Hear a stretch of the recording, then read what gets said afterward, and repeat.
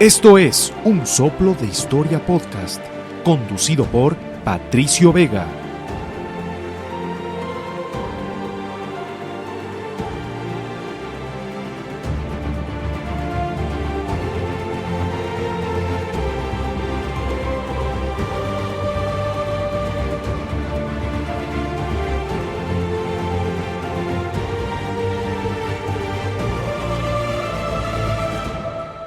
Amigas, amigos que nos escuchan en Un Soplo de Historia, sean cordialmente bienvenidos. Estamos con ustedes en un nuevo episodio. Nos ha tomado bastante. Precisamente estábamos en México recorriendo en una experiencia académica y precisamente nuestros invitados van de aquello. Trataremos una temática muy interesante. Nuestra máquina del tiempo va a quedar en stand-by. No la vamos a encender porque nuestra revisión va a ser más en perspectiva sobre nuestras experiencias en México. Pero antes de presentar a nuestros invitados, les quiero invitar a que por favor nos sigan, comenten, se suscriban a nuestro podcast en nuestras 3 líneas de difusión. Primero estamos en Spotify, se encuentran como Un Soplo de Historia Podcast.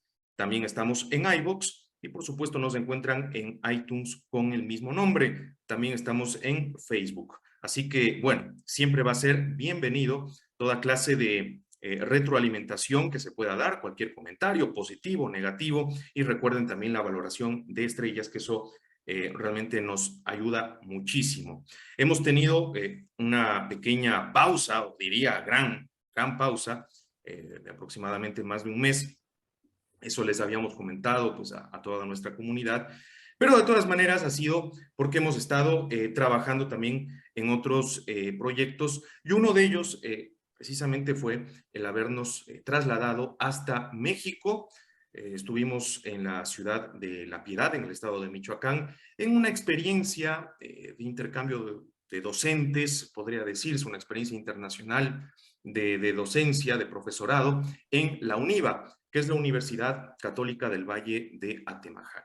Y bueno, justo allí fue bastante simpático, al menos yo no lo había experimentado antes de esta manera. En una residencia de docentes, pues compartimos con distintos profesores, grandes personas, grandes seres humanos. Con ellos también hicimos amistad, por supuesto, de distintas nacionalidades. Y aquí tenemos el lujo de contar con 2 de ellos, ¿no? Unas eminencias en la investigación y en sus ramas. Por un lado, pues está Miguel Ángel Echarte. Él es un profesor español, licenciado en Administración y Dirección de Empresas de la Universidad de Granada. También tiene un doctorado en Economía en la Universidad Rey Juan Carlos. Ha laborado también algunos años en instituciones educativas, bueno, en universidades de Ecuador, y actualmente forma parte del cuerpo de profesorado de la Universidad Católica de Ávila, allá en España. Entre algunos de los temas de investigación, él se maneja mucho con el asunto de la dolarización, es un entusiasta de la dolarización en América Latina, las divisas virtuales y también las criptomonedas, política monetaria, muchos temas de vanguardia, pero también maneja bastante la historia. De hecho, es un entusiasta precisamente de los temas historiográficos. Y bueno, también nos encontramos con el doctor Jorge Luis Fabián, él es de Argentina, de la Universidad de El Salvador de Buenos Aires. Él se especializa en historia de la educación, tiene ya varios años en la docencia y realmente también conversamos con él y le platicamos esta idea de poder hacer este espacio de podcast, y pues bueno, los dos accedieron de forma pues muy alegre, muy bien entendida, con mucha disposición, y pues bueno, ahora estamos aquí. Así que Miguel, te doy a ti primero la palabra, bienvenido.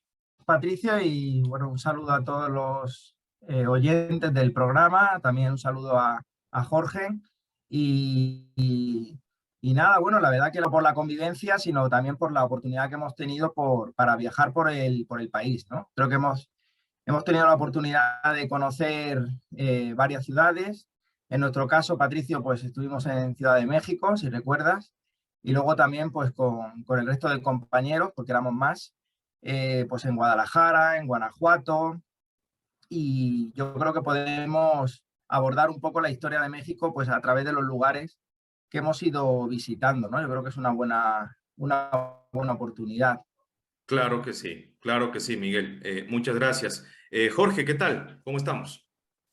¿Qué tal, Patricio? ¿Qué tal, Miguel Ángel? Tenemos tanto tiempo, ahora virtual, después de una convivencia todos juntos digamos, de un mes. La verdad que, como mencionaste al principio, muy entusiasmado de poder participar, digamos, de este programa, de Un Soplo de Historia. Así que bueno, como dijo un poco recién Miguel, contaremos nuestras experiencias como turistas, ¿sí? Pero también planteándolo desde algún tipo de perspectiva histórica, porque a los tres, digamos, la verdad que nos gusta bastante y nos apasiona más allá de lo que cada uno de nosotros ha estudiado. Pues sí, así es, en efecto, ¿no? Y además, como turistas y como profesores, digamos así, también nos tocó estar en distintos lugares, en distintos sitios, localidades. Con Jorge recuerdo, bueno, también con Miguel, pero también con Jorge visitamos muchos museos. Y realmente México es un país lleno de cultura, la verdad, ¿no?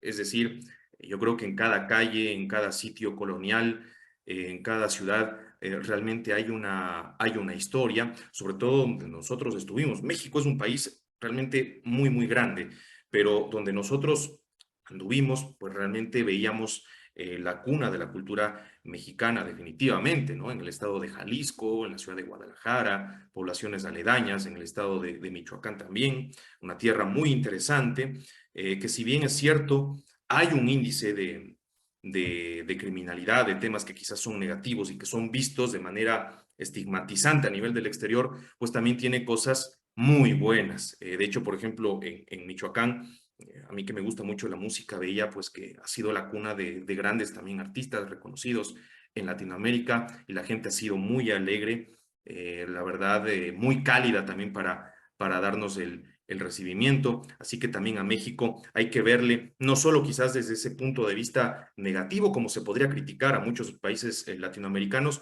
sino también con las bondades y con las cosas y los atributos tan buenos que tiene para ofrecer al visitante, ¿no? No sé ahí, Miguel, si tienes algo para aportar en esa parte. Antes de entrar ya a hablar de los temas de la historia de México, de los lugares que nosotros visitamos y un poco dar esa perspectiva.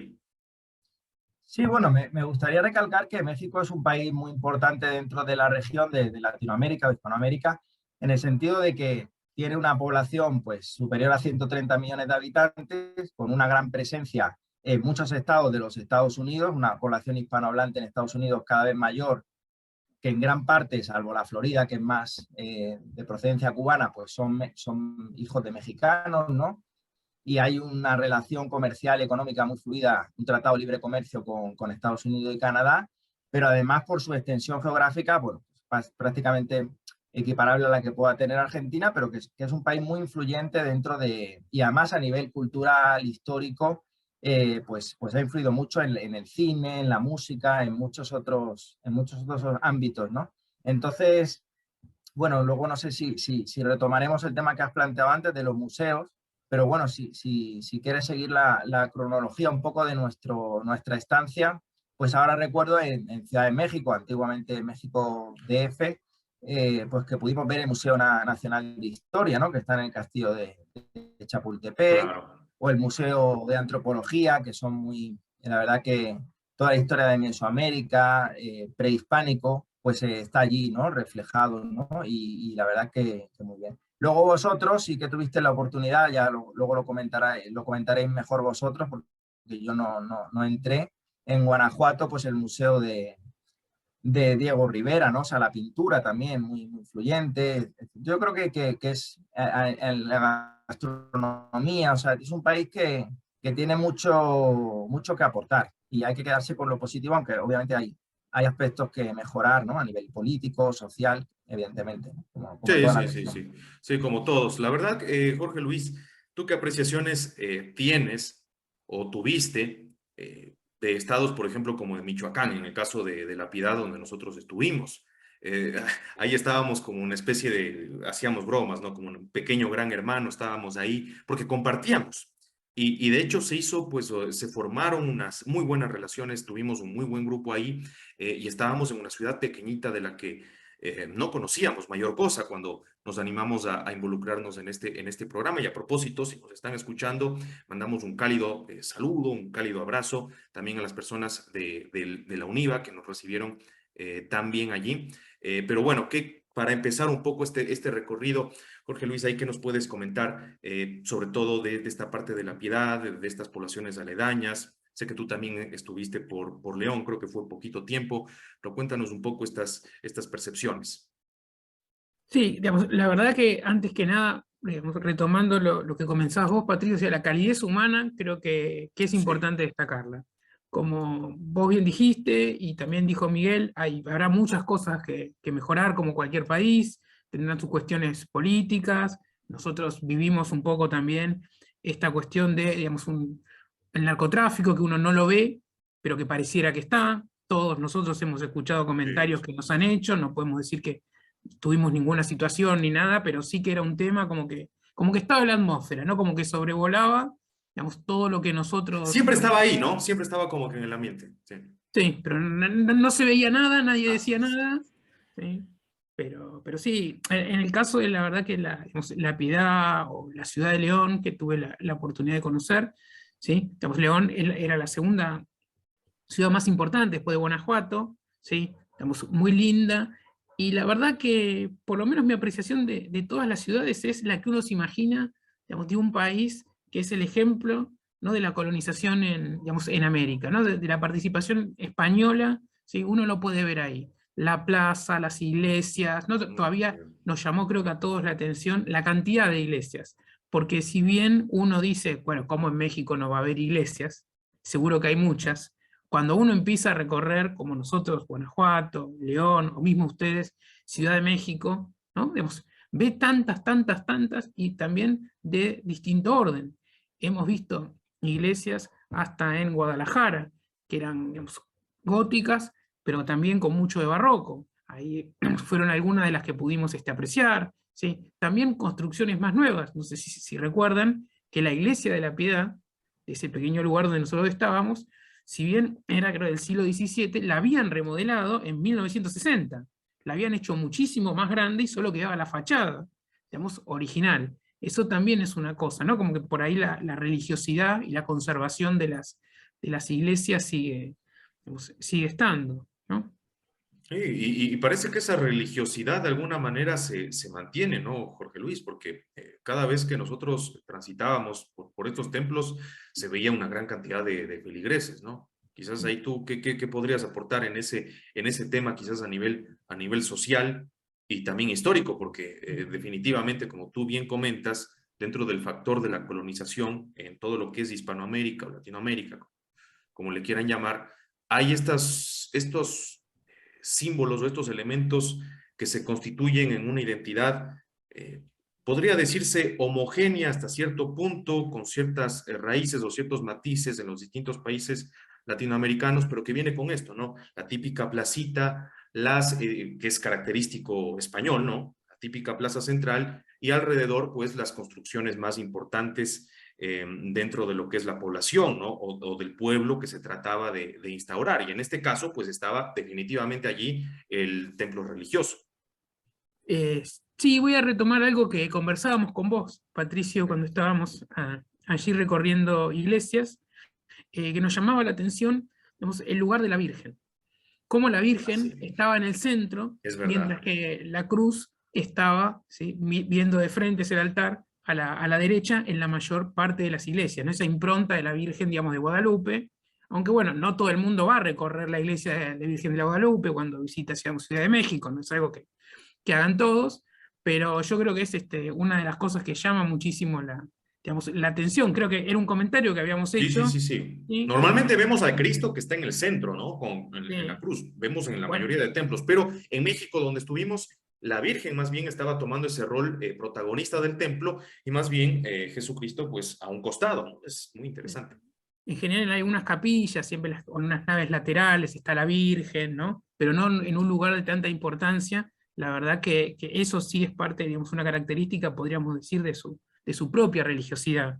Sí, ¿no? sí. A mí me gustaría escuchar el criterio de Miguel Ángel también sobre esta parte, ¿no?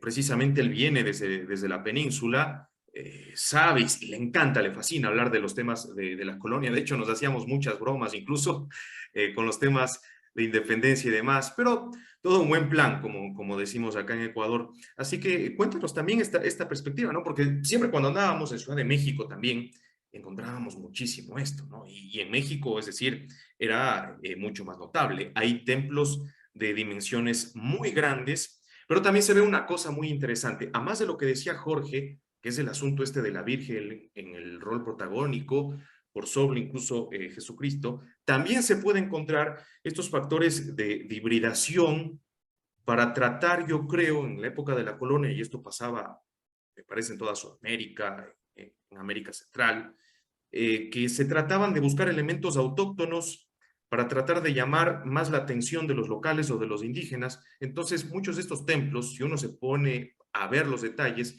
encuentra también esta fusión cultural, ¿no? Esta hibridación, esta simbiosis, podría decirse, ¿no?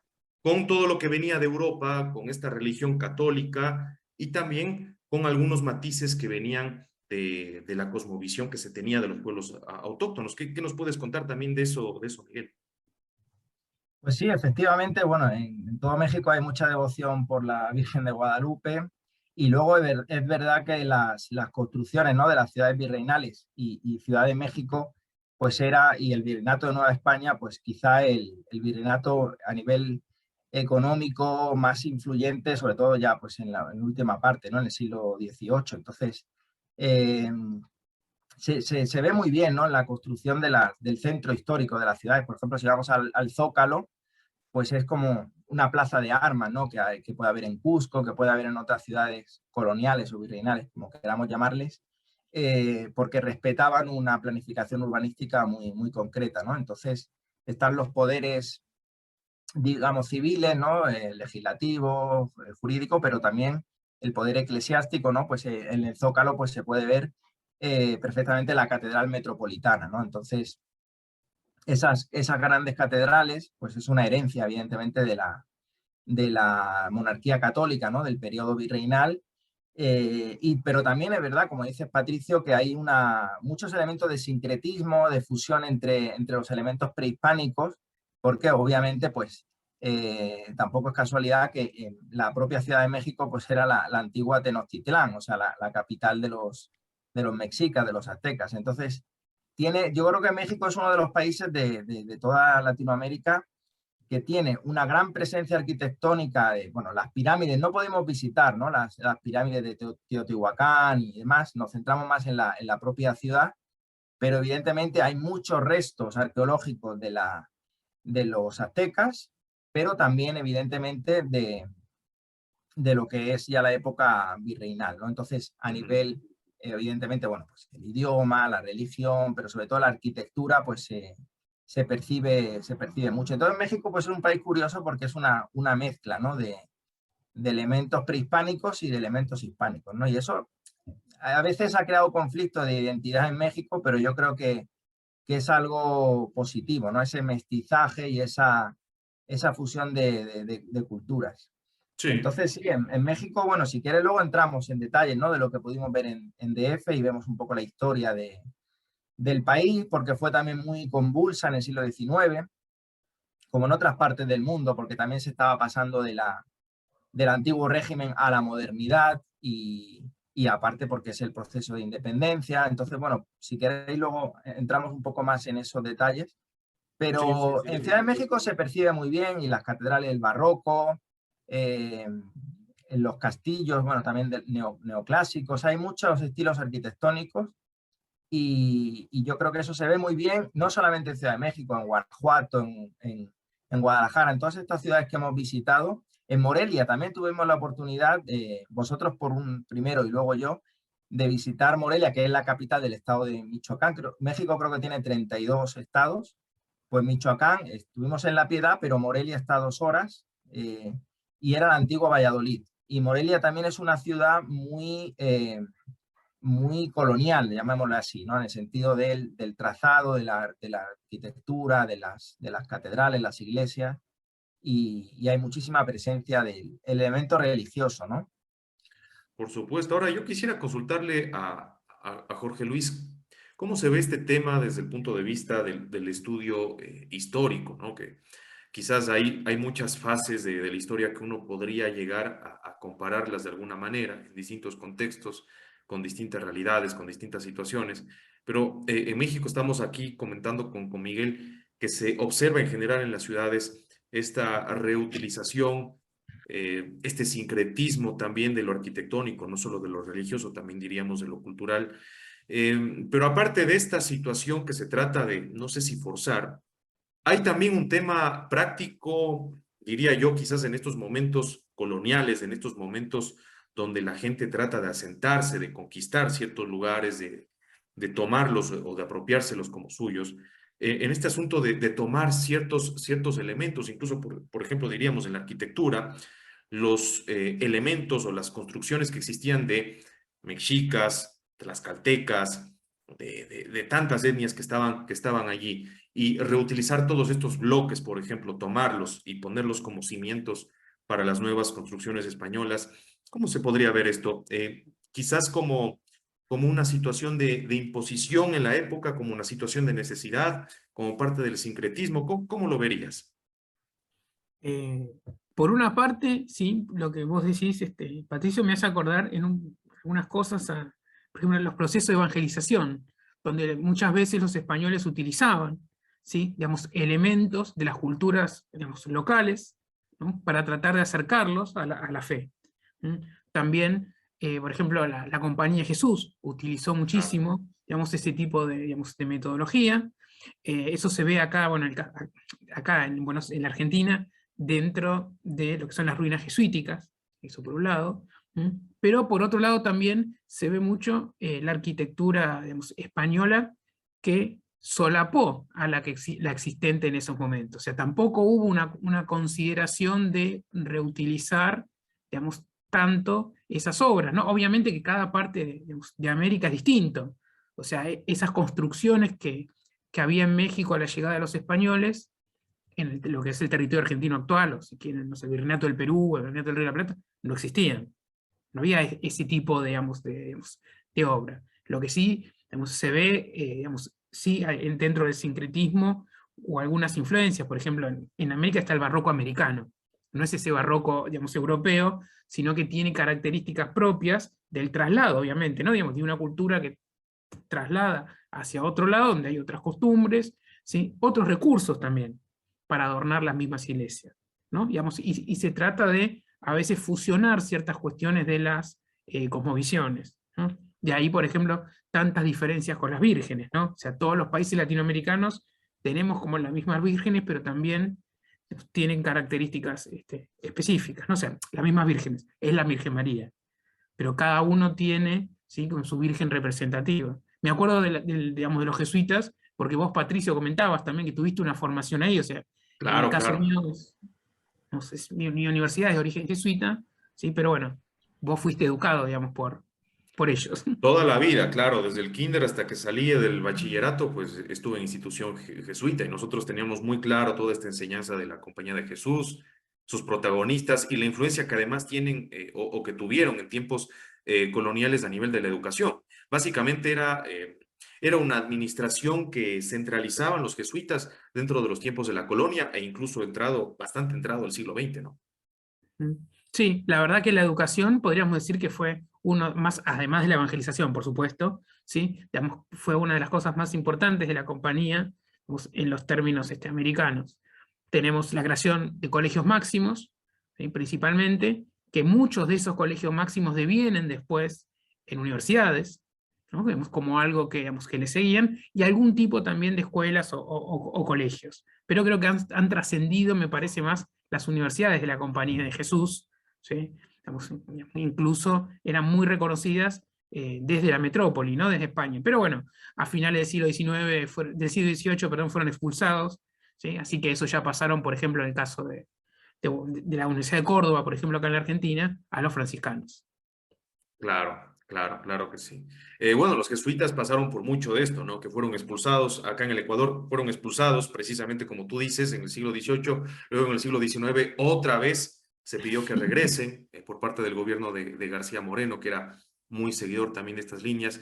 Pero bueno, para no desviarnos de ahí, Miguel, ¿tú qué nos comentas? Algo decía Jorge muy interesante, y seguimos quizás tocando estos temas teológicos, si te parece, que es el asunto de la Virgen, que esto viene, es muy peninsular, la verdad, ¿no?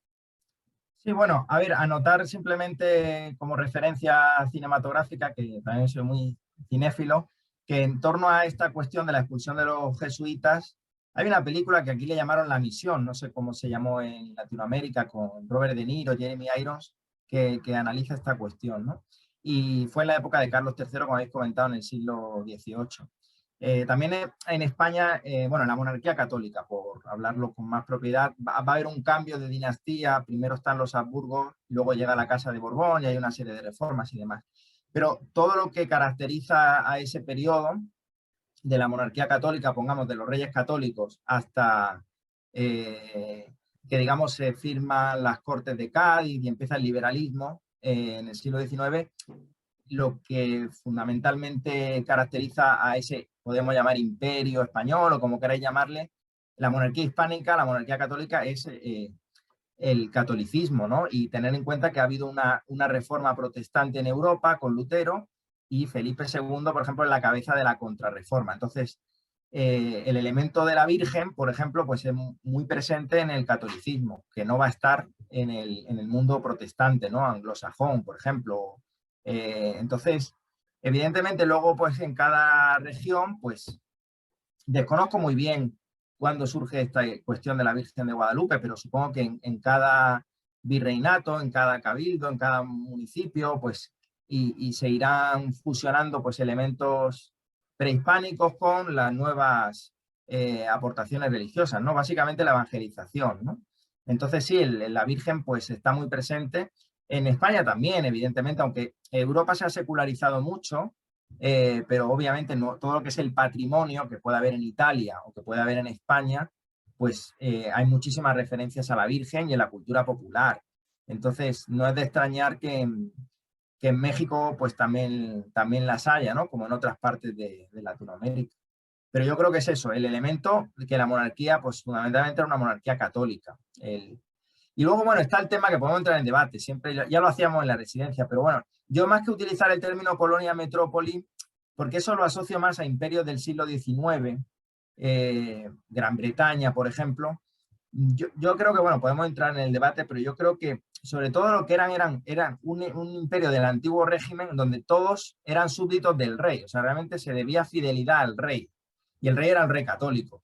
Entonces yo creo que desde el punto de vista jurídico luego evidentemente pudo haber diferencias regionales, evidentemente las encomiendas, abusos y demás, que los hubo, siempre los ha habido en toda conquista, pero yo creo que más bien era pues es un proceso de fidelidad a un rey, ¿no? Entonces habría que ver hasta qué punto había diferencias entre un peninsular de a pie, ¿no? Y un habitante de la Nueva España o del virreinato del Perú, en el sentido que todos eran súbditos del rey. Lo que pasa es que, bueno, en el siglo XIX pues va a haber ese proceso de cambio de la soberanía, ya no va a ser el rey, sino va a ser la nación.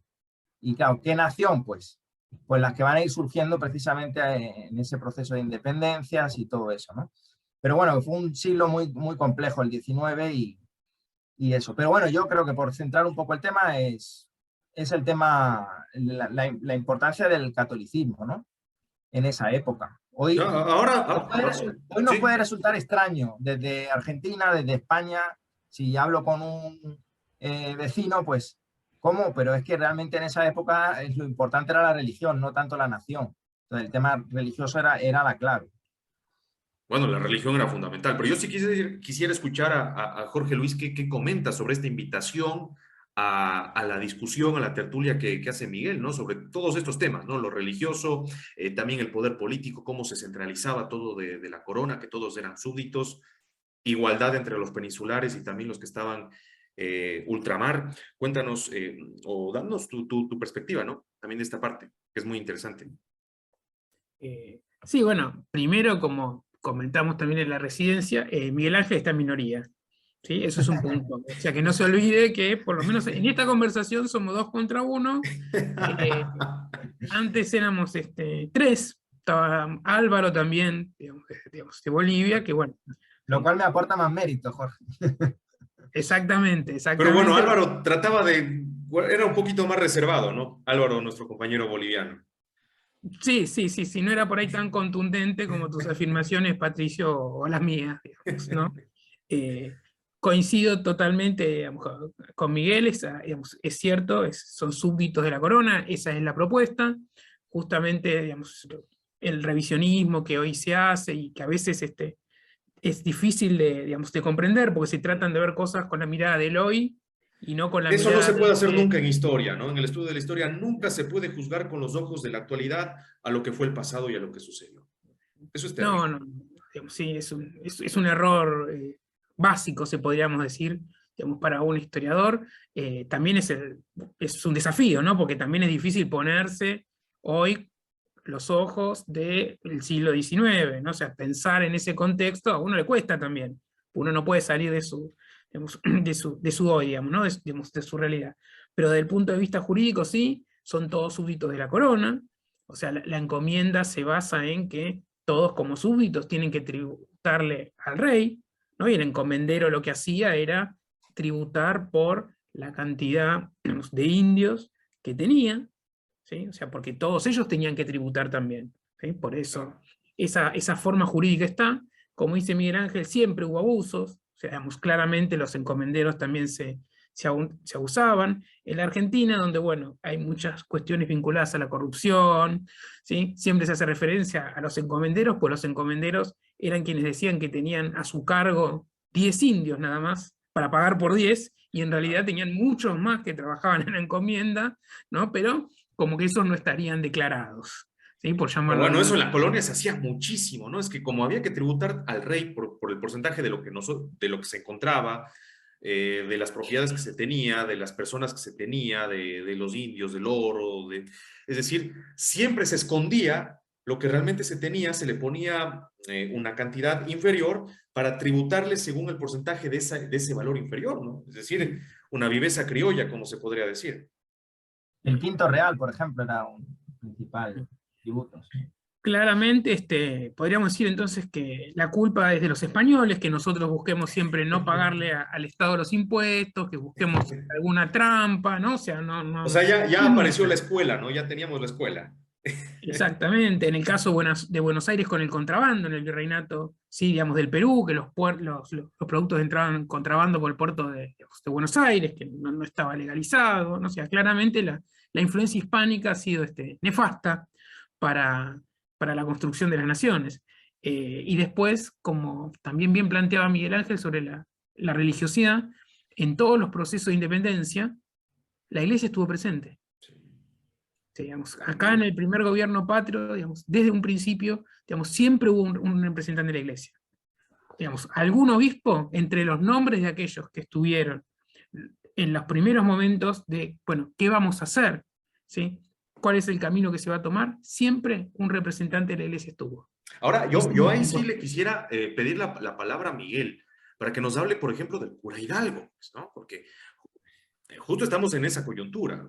Jorge Luis dice, sí, realmente la religión tuvo un papel fundamental durante la colonia, eso se aprecia en México, se aprecia en Latinoamérica, pero también tienen un papel muy relevante también al momento de la independencia. Y realmente del cura Hidalgo vemos estatuas, monumentos, calles, avenidas en todo México, al menos donde estuvimos, siempre estaba allí.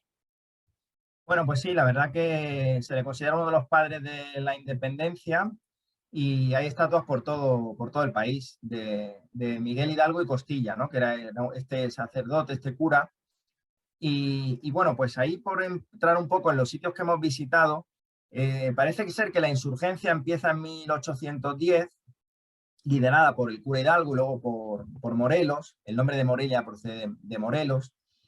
Y realmente, pues, bueno, hay que poner un poco en contexto, ¿no? En 1808 ha sido invadida la península ibérica por Napoleón, se va a haber unas abdicaciones de la monarquía católica, ¿no? De Fernando VII, del padre de Carlos IV, y van a poner al hermano de Napoleón como rey.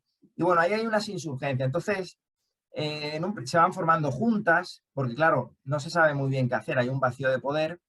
Y bueno, parece ser que este señor en Guanajuato, en todo lo que es el Bajío, donde empieza el movimiento independentista, ¿no?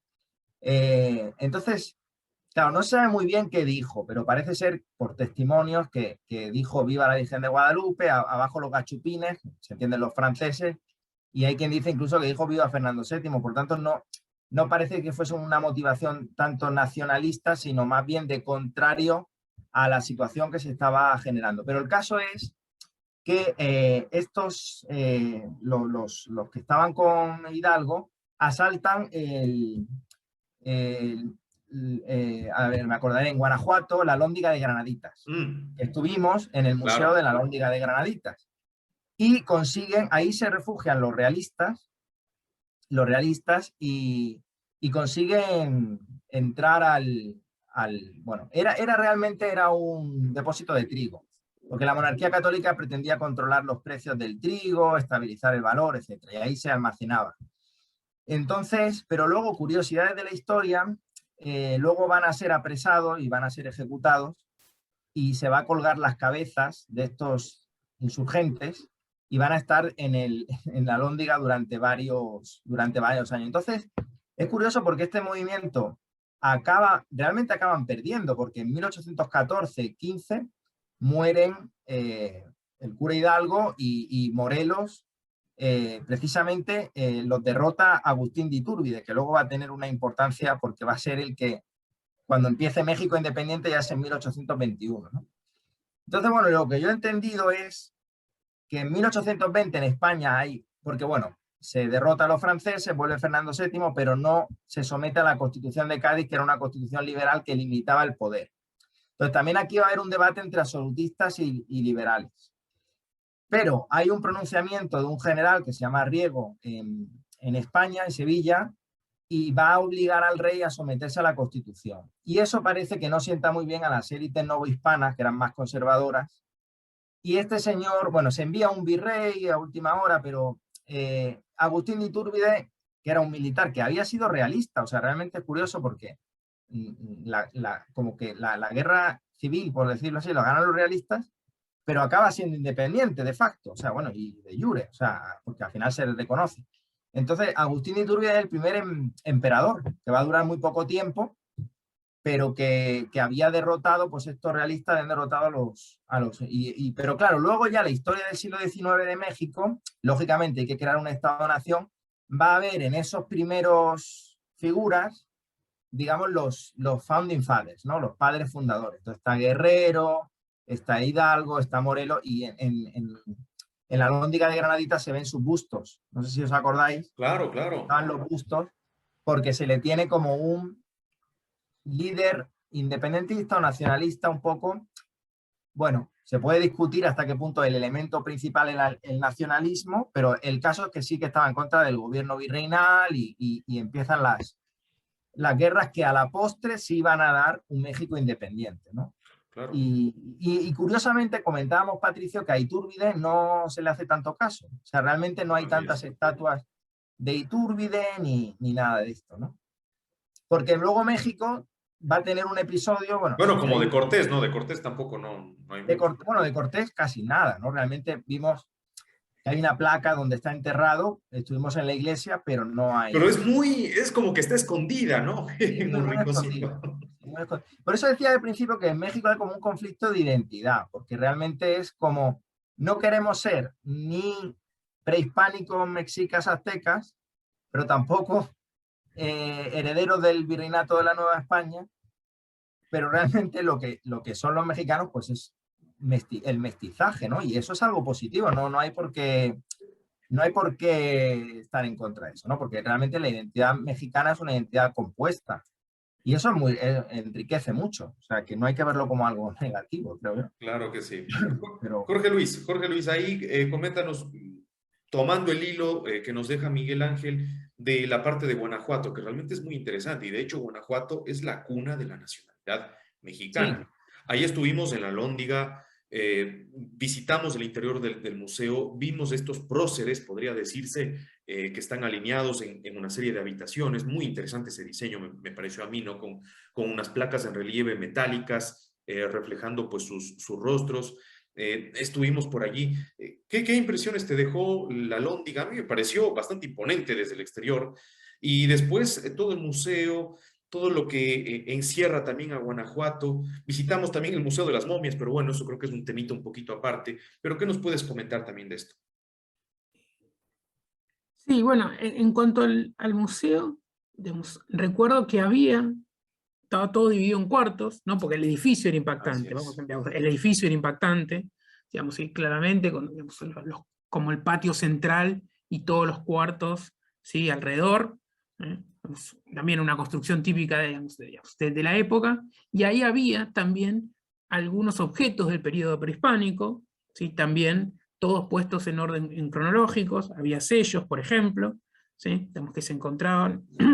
Después había una muy linda representación de la cronología de la historia mexicana.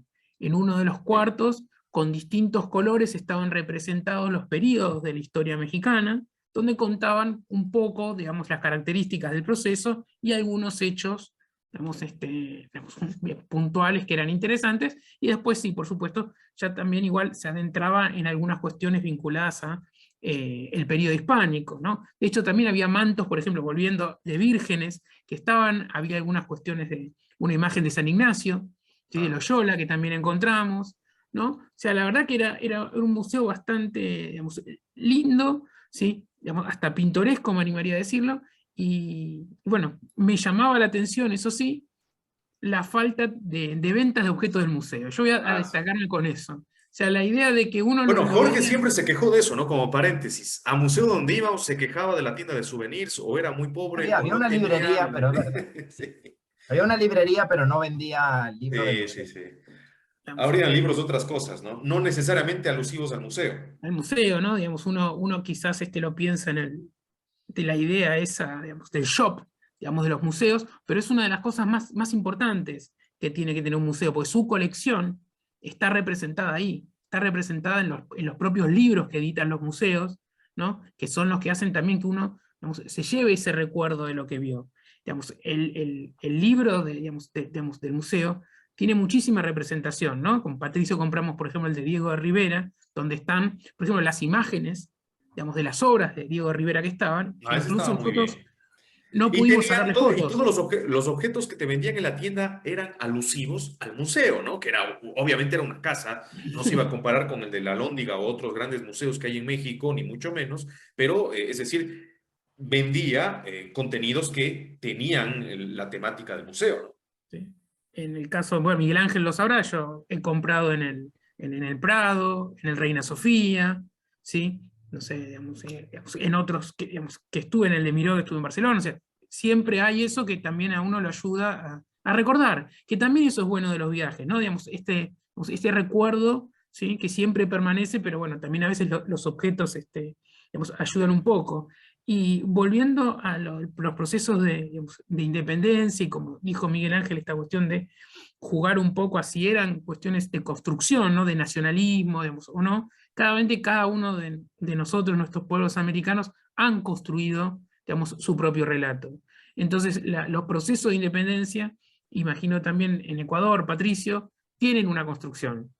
No importa Claro. a veces cómo fueron, digamos, realmente, ¿no? Hay cosas que dicen, bueno, esto dejémoslo de lado y resaltemos esto. Eso es muy típico, porque hay una construcción.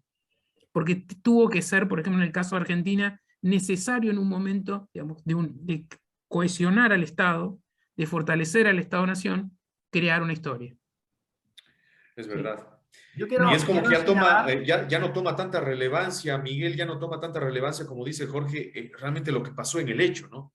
O cómo se dieron, o cuáles fueron los motivos, sino que terminan de alguna manera construyendo esta identidad del Estado, ¿no? Del Estado sí, ¿no? Nacional. Y en ese sentido yo quisiera señalar que en gran medida el proceso de construcción del Estado-Nación ha sido exitoso, más allá de los problemas que haya en los diferentes países, 20 países más o menos de Latinoamérica.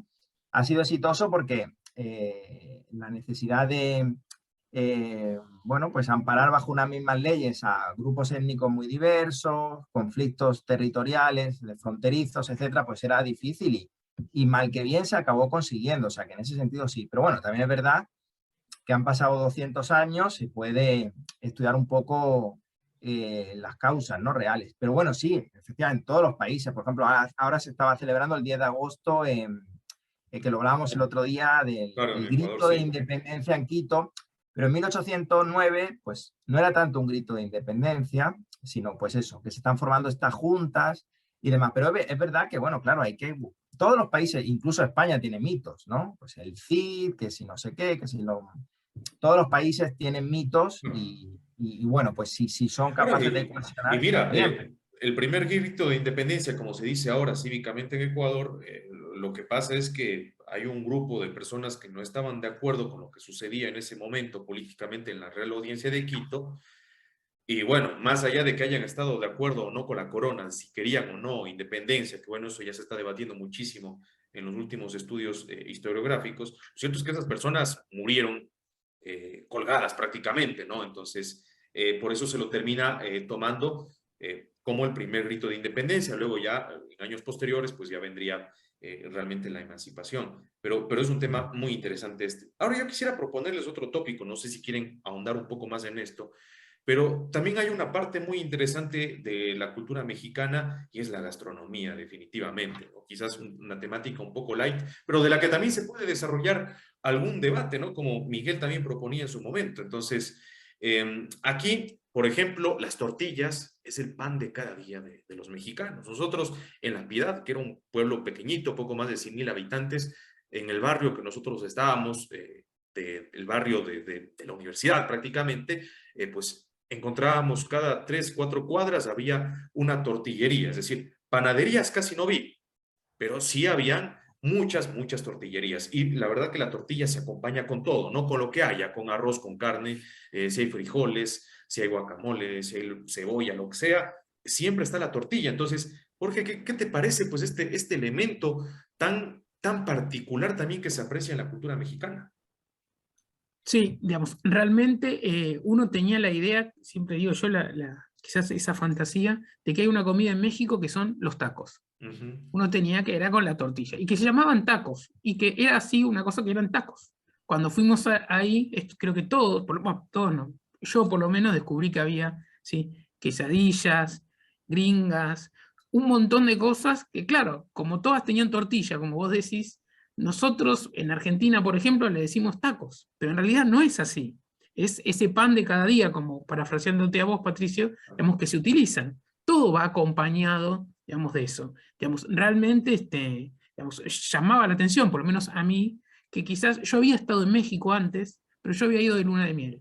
Entonces fui a conocer la Ciudad de México, pero también estuve una semana, digamos, en la playa, ¿sí?, en Ixtapa, en Zihuatanejo, No que era conoces otra cosa. tanto el México profundo como ahora sí tuvimos la chance, ¿no? Exactamente, era más comida digamos, de hotel internacional, por decirlo de alguna manera, pero ahora que durante, la verdad, estuvimos mucho tiempo también, o sea, fue un Sí, mes entero. sí. Por ahí en una semana no sé si hubiésemos percibido una cosa así, digamos, pero en un mes entero sí. Y bueno, ¿no? También algunas curiosidades que tienen, por ejemplo, que erróneamente, ¿sí?, hablan de la cajeta como si fuera dulce de leche, ¿no? O sea, conceptos básicos de la gastronomía donde, digamos, no pueden comprender, digamos, que la cajeta no es dulce de leche, sino que la cajeta es cajeta, Cajeta. ¿sí? No es dulce de leche, pero bueno, llama la atención, ¿no? Es un elemento gastronómico. Pero Ahora, mira, por ejemplo, Miguel Ángel se quedó con las gringas, pero mucho ojo para nuestra audiencia, ¿no? No son las gringuitas, las extranjeras de Estados Unidos, ¿no? Sí, sí, sí, Es una tortilla de trigo de con trigo, sí. queso, me imagino que era el queso Oaxaca, un queso muy sabroso, que se parece al mozzarella un poco, y calientito, ¿no? Y ahí se le pone la carne, puede ser al pastor, de cualquier cosa. Nosotros degustamos ahí en un restaurante típico que nos quedaba muy cerca, que era los Cuñados, ¿no? Y realmente la comida era muy económica, eso sí, para las personas que piensen ir a México, realmente hay para todo presupuesto, ¿no? Desde lo más caro hasta platos muy económicos y muy sabrosos. Y bueno, aquí en La Piedad degustamos este plato y realmente a Miguel le gustaron muchísimo las gringuitas, ¿no? Con carne, muy sabrosas, con su cebolla, con su culantrito. Cuéntanos también de esta experiencia gastronómica que viviste, Miguel. Yo creo que a ti te costó un poco también en la parte Bueno, del picante, ¿no? Bueno, sí, Jorge. vamos a entrar en el tema, pero a ver, cuando uno va a México, pues lo primero que le advierten es que tenga cuidado con la comida picante y bueno, como yo soy un poco delicado del estómago, tenía Sí, cierto sí. miedo, pero realmente a mí no me pareció tan grave el problema porque realmente suele estar asociado a la salsa que acompaña al taco y tú puedes graduar un poco lo que le pones. Y luego también pues hay salsas de distinto tipo, ¿no? O sea, la peligrosa es la para los extranjeros, ¿no? Es la de chile habanero. Pero luego el resto, pues bueno, mal que bien se va llevando. Y efectivamente, como decía Jorge, pues los tacos, la tortita de maíz, pues está presente en todos los platos. Y el plato típico de La Piedad eran las carnitas, pero claro, esas carnitas pues van luego dentro con su verdura y demás, pero va dentro del taco de maíz. Entonces, bueno, luego también, no sé cómo será la comida mexicana en Argentina, en Ecuador, pero en España, el taco también, el concepto que hay de taco, pues es como el taco dorado, lo que allí llamaban el taco dorado, pero realmente el taco de verdad es una tortilla muy fina de maíz. Luego están las gringas, que a mí me gustaban bastante, pero eran ya era de trigo, y es como ha señalado. Pero también destacar que, bueno, que hay, esos son los platos más típicos, pero nosotros que pudimos viajar también, degustamos un buen chile en nogada, por ejemplo, en Ciudad de México, Ah, o riquísimo, claro. chile poblano. O sea, este pimiento, el chile, si le quitan las pepitas, creo que se dice, ¿no? Ya no pica y lo puedes rellenar pues de carne, de queso, lo puedes meter al horno, o sea, ahí Ahora, hay, bueno, el chile que yo me comí asado, ese sí casi me derrite la garganta, ¿no? claro, Muy, muy picante. Cuando estuvimos en México, en este restaurante que era que había sido como una caballeriza de Cortés, ¿no? sí, correcto, sí, que ahí desayunamos. Hay que preguntar, de Sí. todas formas, el mexicano a lo mejor tiene otra percepción, ellos le llaman picoso, pero bueno, que sea poco picoso, ¿no? Hay que preguntar. Y Bueno, ese luego que tienen, casi me da un ataque, ¿no? Que casi me provoca un ataque y cataléptico, aparte terrible. era un desayuno contundente, ¿no? Sí. Y luego tienen el tequila, que no sé si es gastronomía, pero bueno, es parte de la gastronomía.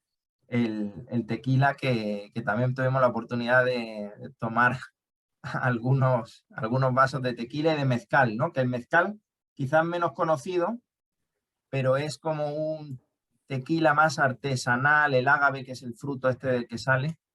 Y también visitamos el pueblo de Tequila, o sea que eso está en Jalisco. Y vimos Claro. cómo hacían el proceso de destilado, de todo esto, ¿no? Entonces, el tequila muy conocido en el mundo entero, pero el mezcal no tanto. Ahora Pero yo, muy parecido el sabor, ¿eh?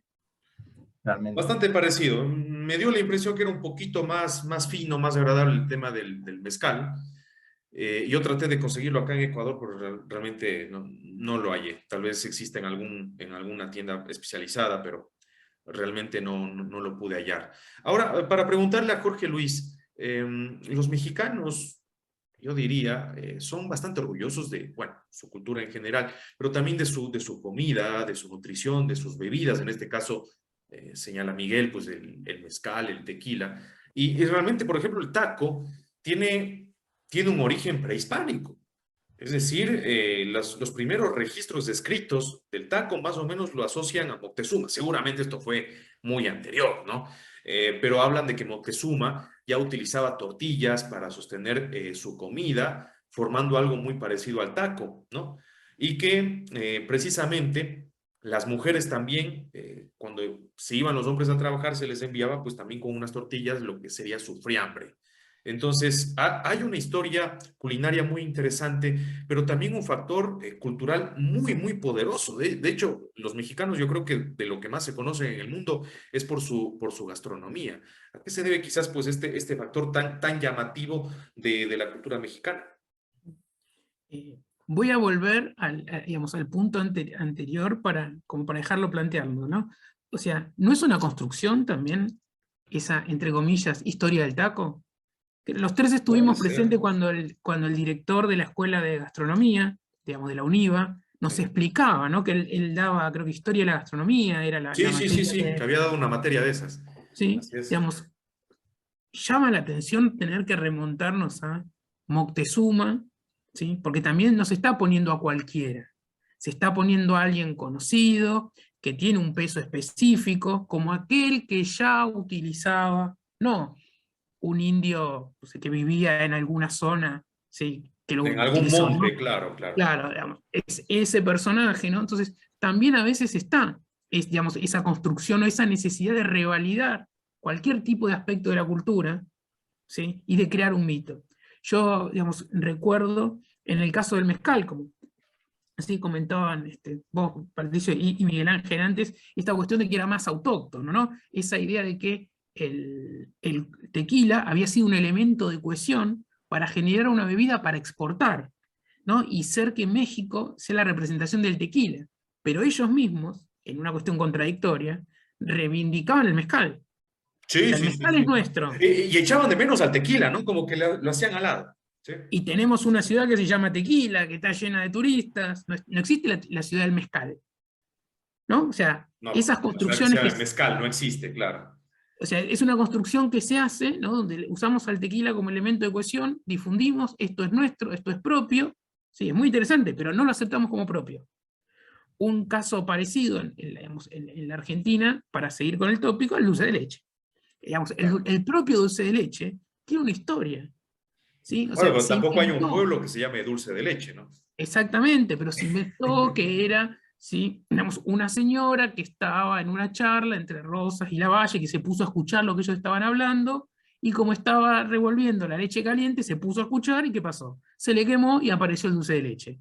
¿Sí? Esa leche tenía azúcar, se le pasó como se dice en Argentina, digamos, de chusma, ¿no? Por estar escuchando una conversación, y ahí entonces, ¿por qué hay que ponerlo en ese contexto?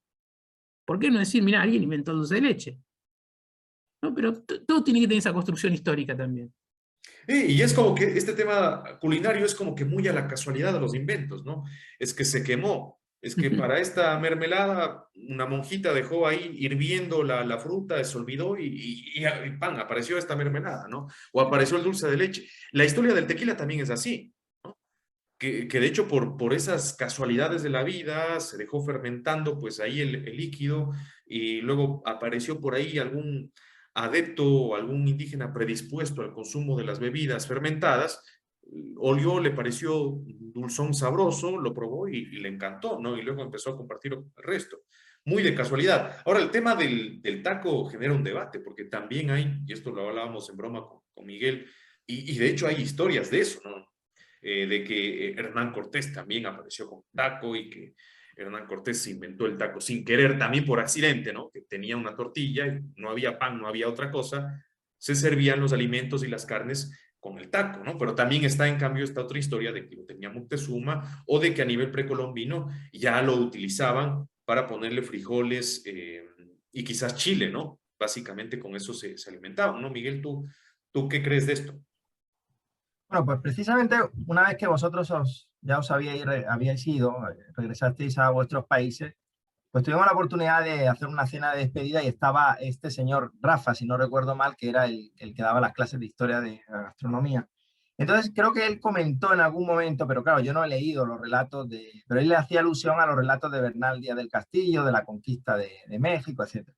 A ver, yo sin haber leído esos relatos, creo que es muy difícil rastrear el origen primero, ¿qué es el taco? Porque si el taco es la tortilla de maíz exclusivamente, pues seguramente, claro que era prehispánico. No necesariamente, como ha dicho Jorge de Montezuma, porque primero, o sea, México es un país gigante. O sea, lo que eran los mexicas ocupaban el Valle de México, Ciudad de México y poco más. Había muchísimas tribus, probablemente lo utilizaban diferentes tribus indígenas. O sea, y ahora, si el taco es la tortilla acompañado de carne con otras cosas, pues evidentemente la carne de cerdo pues, procedía de los conquistadores españoles, pero no de Hernán Cortés, sino pues a saber quién se le ocurrió. O sea que yo creo que es muy difícil saber el origen de un tema tan anecdótico y, o sea, tampoco lo veo muy Claro. importante, pero bueno, que entiendo yo que ha habido como ahí pues elementos evidentemente el maíz ya existía, o sea, dentro de los mexicas, dentro de la época, eran bastante avanzados dentro de la región, o sea, y evidentemente la agricultura, el maíz, eso ya estaba. Ahora, si el taco es eso, acompañado de carne de cerdo, pues pues una fusión, pues como todo México, ¿no? No lo veo tan... Pero bueno, sí, evidentemente habría que verlo, todo el origen, ¿no? Sí, sí, sí, Yo sí. creo que, pero él comentaba, Rafa, no sé por qué reflexionaba sobre, pues quizá ahí se habla, porque al final, pues, una cosa que sí tienen la conquista y el proceso es que había había muchos cronistas, todo se quedaba por escrito. Entonces, pues seguramente se quedó por escrito como dónde surge, pero vamos, no lo sé. Supongo que será una mezcla de ambas culturas, ¿no? Yo lo que leí de Bernal Díaz de Castillo, en las crónicas que me hicieron leer en la facultad, lo del taco no estaba. O sea, esa parte culinaria no me la hicieron a ver a mí, digamos, de la conquista. Tuve que Seguramente. leer, obviamente, para las materias, pero nunca estaba en los cronistas la parte gastronómica. No, por eso digo que hizo una alusión, pero no sé si a la obra o una reinterpretación, no lo sé, porque yo no he leído a Bernal Díaz del Castillo. O sea, no No, lo sé. la comida realmente en las culturas hispanoamericanas es parte de una fusión, la verdad, ¿no?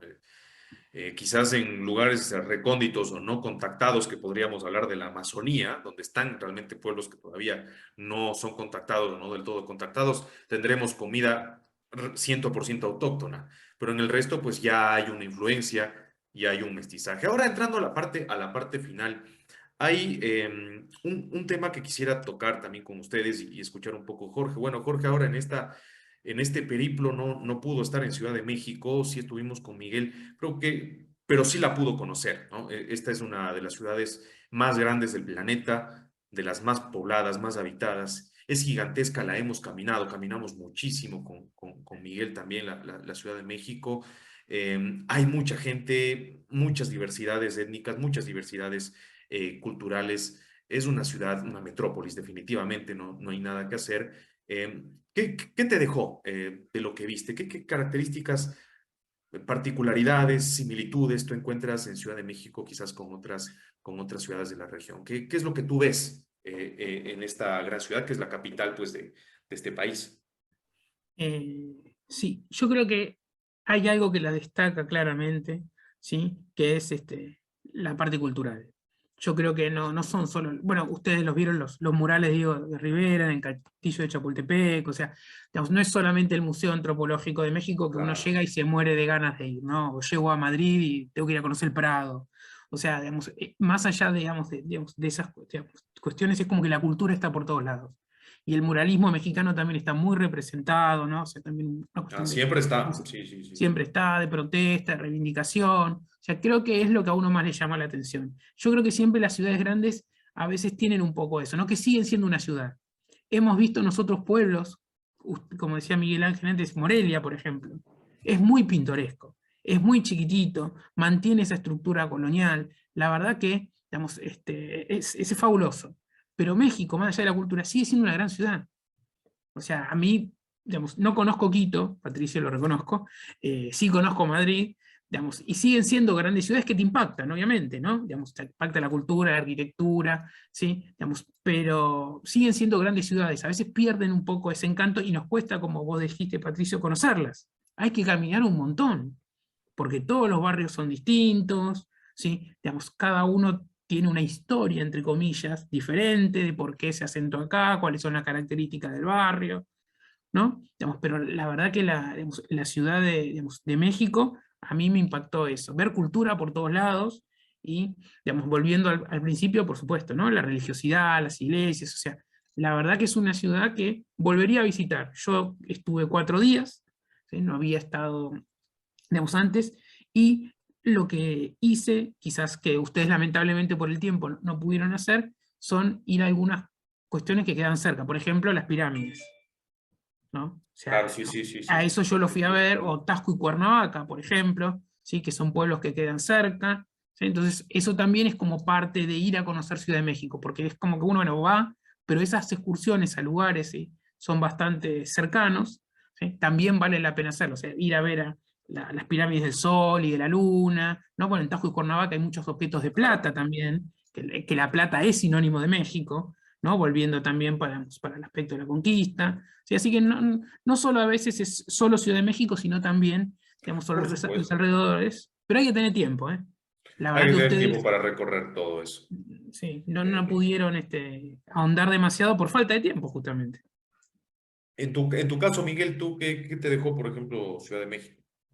Bueno, antes de entrar en Ciudad de Sí. México, un matiz que efectivamente, como ha comentado Jorge, la plata era fundamental en la Ah, sí. época virreinal y, por ejemplo, Guanajuato se nos ha olvidado comentar, pero toda esa zona pues vivía básicamente de la plata. Incluso también se nos ha olvidado mencionar que estuvimos en un museo en Guanajuato de momias Claro. naturales por su estado los cuerpos no se descomponían por el tema del oxígeno, etcétera. Bueno, pues Bueno, y mire, podemos... ahí hay un tema, me haces acordar, ¿no? Me haces acordar, Sí, Miguel, tienen la ciudad de San Luis de Potosí, que está un poquito más sí, al norte, pero ¿por qué toma ese nombre? Es una evocación a la ciudad, a la poderosa ciudad colonial de Bolivia de Potosí, que claro, allí estuvieron las minas de plata más grandes del planeta en su momento, y de ahí sacó muchísima fortuna también la corona y el imperio español. pero, y Ahí se también, logró pero bueno, levantar. Y en trataron de México, hacerlo en Potosí, pero obviamente no fue, ni siquiera le llegó pues a los talones del éxito que tuvo sí la original Potosí de Bolivia, ¿no? Pero trataron un poco de hacer ese símil. y bueno, en México también estaba Zacatecas, ¿no? Que también es Ujú. importante, que no pudimos conocer Claro. Zacatecas, pero sí, pero bueno, por hacer esa mención a Guanajuato y volviendo a México, bueno, a Ciudad de México, pues una urbe enorme, una ciudad impresionantemente grande, pero que tienen pues más de 20 millones de habitantes, es que se dice pronto, pero es una población mayor que la que tiene, por ejemplo, Ecuador, ¿no? Otros países Claro. de la región, o sea que es inmenso. Y bueno, pues por recordar algunos sitios, pues acuérdate, Patricio, que pudimos pasear, bueno, estuvimos alojados dentro del Zócalo, entonces toda la parte del centro histórico, pero paseamos pues el Paseo de la Reforma, que es una avenida muy grande, muy Sí. moderna, ahí está el Ángel de la Independencia, y bueno, el centro financiero, también hay muchas oficinas y es muy moderno. Y luego también vimos algunos bueno, colonias que le llaman allí, ¿no? Roma, estuvimos en Coyoacán, Coyoacán, muy bonito Coyoacán también. muy bonito, San en San Ángel. Ángel, Polanco, creo que también por ahí vimos algo. Roma también estuvimos, sí, sí, sí. Sí, Roma, como comentaba. Entonces, es impresionante las distancias, ¿no? Los trayectos. Pero bueno, nos íbamos siempre con Uber, que funcionaba bastante bien. Pero bueno, hay otros transportes, ¿no? Por metro, en autobús, se puede recorrer, pero sobre todo a pie. O sea, caminamos bastante a pie. Entonces, bueno, llegamos al bosque recorriendo la De Reforma, llegamos Chapultepec, al claro. bosque de Chapultepec y al castillo.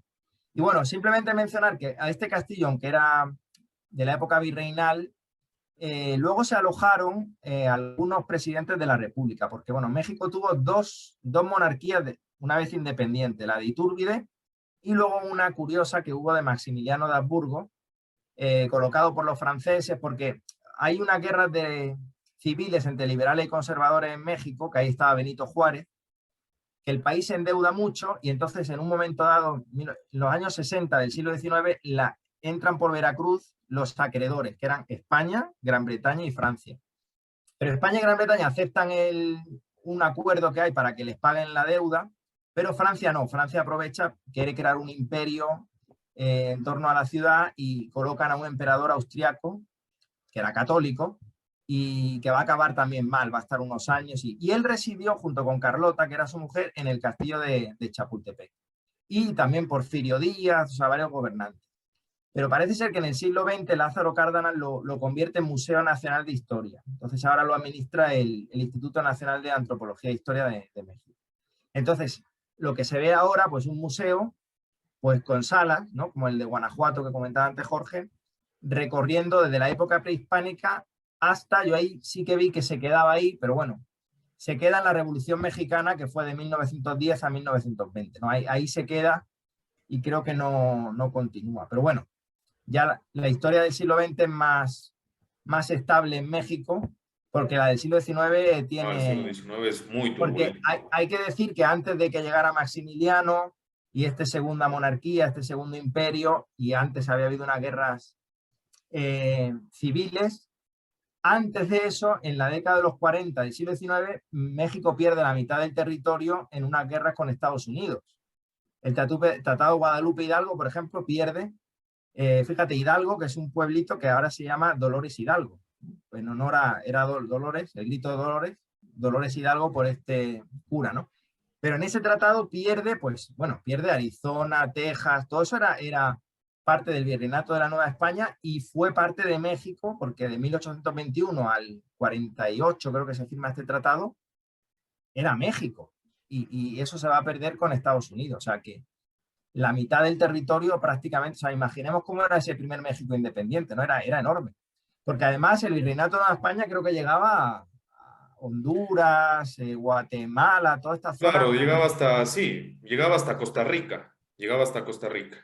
Y eso tuvo que ser México porque luego se irían separando y demás. O sea que, pero aún así, con todo, México sigue siendo un país muy grande, ¿no?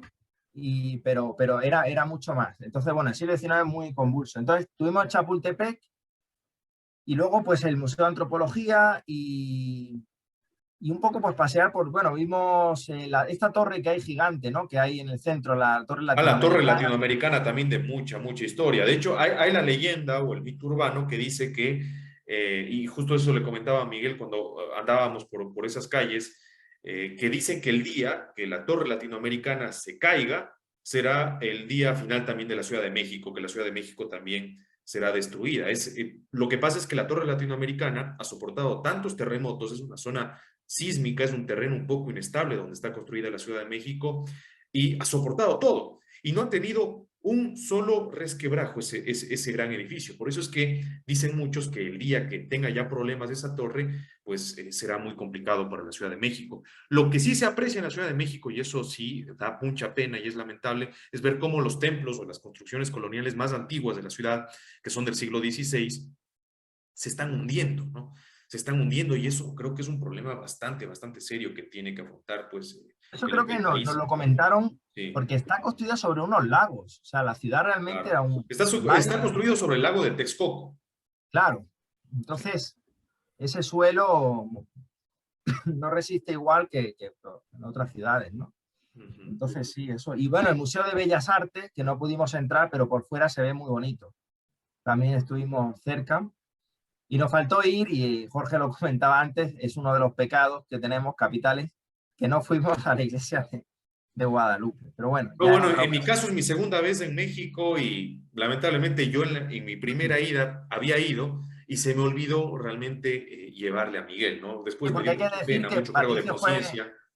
Patricio fue a mi Cicerone, ¿eh? Él fue el que me guió por la Ciudad de México, así que agradecido, Sí, sí, porque sí. yo no Me hubiera olvidé, ni se me pasó conocido, por la mente el templo de la Virgen de Guadalupe. No se me pasó por la mente. yo solo no hubiera conocido la mitad de lo que vimos así. No, y por ejemplo, ni tampoco la tumba de Hernán Cortés, porque eso no lo sabe mucha gente, No, el no, eso no lo lugar hubiera encontrado. No, escondido, no, ¿no? no lo hubiera Sí. encontrado. No, yo igual, más allá de todo, es cierto, cuando conté a mi esposa, ¿sí? Que ustedes habían ido y no había ido a conocer la iglesia, la Virgen de Guadalupe, me hizo recordar también que nosotros en sí fuimos a recorrerla, pero cuando fuimos a una excursión. Creo que cuando fuimos a conocer las pirámides, o sea, ahí fuimos y estuvimos en la iglesia, o sea, no queda en el centro de la ciudad. Voy a ser justo también. Claro, ¿Sí? queda un poquito lejos. Yo Queda tomé un lejos de la turibús la ciudad. primera vez para irme al templo de Claro, Guadalupe. claro. Es exactamente, Patricio. O sea, uno tiene que ir directamente a conocer eso, a perder capaz que una mañana, para no perder, o sea, ir una mañana a eso y nosotros fuimos a eso y después fuimos a las pirámides. Pero ya Y es las pirámides saliendo. es todo un día, ¿no? Para irse y conocer. Exactamente, exactamente, exactamente. Sí, bueno, Bueno, y en Jorge, cuéntanos Coyoacán, también. Sí, sí, Miguel. no, en Coyoacán, acuérdate, Patricio, que, bueno, según nos contó un amigo que vive allí, está la primera iglesia que se fundó, bueno, que se construyó en la Ciudad de México, en Coyoacán. Alejandro, ¿no? Sí, Un Alejandro nos saludo también para contó. Alejandro, muy Y buena también gente, fuimos, amigo de Miguel. sí, Sí. y la que en principio era la residencia, ¿no? Nos contó de Cortés o de la Malinche, nos fue comentando todo eso. Sí, sí. De No, hecho, la verdad nos indicó la casa de la Malinche, que todavía estaba en pie, ¿no? En Coyoacán. Muy interesante. Y una casa que, claro, no que, tiene ni una placa, no dice esta fue la casa de la Malinche ni nada por el estilo. Es una casa que está por poco ya por caerse, pero todavía está de pie. sí, sí, sí, sí. Bueno, Jorge, quizás, ¿qué reflexión final tú harías sobre esta experiencia en México? sobre lo que pudiste vivir, experimentar. Sé que es un país distinto a Argentina, que quizás hay algunas partes que podrían asemejarse dentro de la gran cultura latinoamericana, que nos une realmente la lengua y eso facilita mucho en varios aspectos. Pero ¿con qué te quedas de México? ¿Qué fue lo que te llamó la atención? ¿Qué reflexión final tú dejarías para esto? Sí, la verdad que en esta oportunidad, digamos, creo que lo que me queda de México es la experiencia humana de la cual tuve la suerte de participar. Ya de vuelta, creo que a Miguel Ángel y a vos, Patricio, les preguntaré lo mismo. Todo el mundo nos pregunta cómo nos fue, Sí, cómo la pasamos, cómo fue la experiencia, y realmente rescato lo mismo. Sí, que fue una experiencia humana, por lo menos para mí, sumamente enriquecedora, digamos, e inolvidable. Digamos, por ejemplo, haber convivido, ¿sí?, durante un mes, ¿no? Digamos, con ustedes, también con nuestra amiga Yadira de Puerto Rico, con Álvaro de Bolivia, ¿no? Estar todos juntos en una casa, compartir los almuerzos, las cenas. Bueno, la pasamos muy bien, pero también, bueno, en algunos momentos hubo algunos problemas y todos nos unimos para acompañar a aquel que por ahí tenía alguna cosa. O sea, la claro. verdad que de México me llevo, digamos, esa experiencia humana. Estoy muy contento y creo que hemos tenido mucha suerte todos, porque de hecho Tuvimos mucha estamos hoy suerte. hablando acá, porque ese mes, digamos, la pasamos bien y creo que fue enriquecedor para todos. Si no la hubiésemos pasado bien, este podcast creo que no existiría. Sí, sí, sí, sí. Se desarrolló esos lazos de amistad. Yo creo que coincidimos y tuvimos esa fortuna de haber caído en un muy buen grupo humano. Yo creo que yo también me quedo con esa parte de toda la experiencia que tuvimos, ¿no? Tú, Miguel, ¿cómo lo percibiste? Sí, pues yo coincido con Jorge que lo más importante, pues eso, la amistad, ¿no? Que tenemos, que hemos mantenido, que vamos a mantener, y la convivencia pues fue bastante bien, ¿no? En la residencia. De hecho, yo creo bueno, aparte del contacto con los alumnos, que también, bueno, agradecer, ¿no? A la UNIVA por la oportunidad y los coordinadores siempre se portaron muy bien con nosotros, pero yo realmente con los que conviví, pues con un argentino, con un ecuatoriano, con un boliviano, con una puertorriqueña, pero la hospitalidad de los mexicanos también hay que agradecerla porque muchos de los viajes, que es otra de las cosas que yo me llevo, porque pues para un europeo a lo mejor pues es más difícil, ¿no? Por la distancia, y ir a México, la oportunidad pues es única, de que hemos viajado mucho. Yo tengo la sensación de que todos los fines de semana pues teníamos un plan y muchos de esos planes se organizaban porque los profesores de la UNIVA, a título personal muchas veces, nos querían acompañar con su carro, auto, como le digan, vehículo, comíamos y nos guiaban por la ciudad. O sea que un saludo pues a Carlos, a Carolina, a Gabriel, a Karina, Sí, porque realmente pues es que esa fue la experiencia, ¿no? Eh, yo creo que eso, ¿no? Y luego todo lo que se ha aprendido de México, porque la cultura, la historia, pues al final acaban leyendo mucho del país. O sea, yo creo que ha sido una inmersión de un mes muy fuerte de mexicanidad, ¿no? Entonces, pues yo creo que siempre uno va a recordar cuando, mira, ayer comía comida mexicana, tengo ahí mi tequilita, pues siempre uno va a recordar eso. O sea, yo creo que eso no se va a olvidar nunca, la experiencia, ¿no? Y eso es lo que uno se lleva. perfecto. Muchísimas gracias. Realmente agradezco pues que hayan acudido pues a este espacio de podcast, a Miguel Ángel Echarte, docente, investigador, universitario, lo propio también para el doctor Jorge Luis Fabián, que nos acompaña desde Argentina. Y bueno, aquí cerramos este espacio. Esperamos que nos acompañen también en próximas emisiones. Recuerden seguirnos en Un Soplo de Historia Podcast. Así estamos en todas las plataformas, en iVoox, en iTunes, también en Spotify, y también comentarnos. Muchísimas gracias y que tengan éxitos.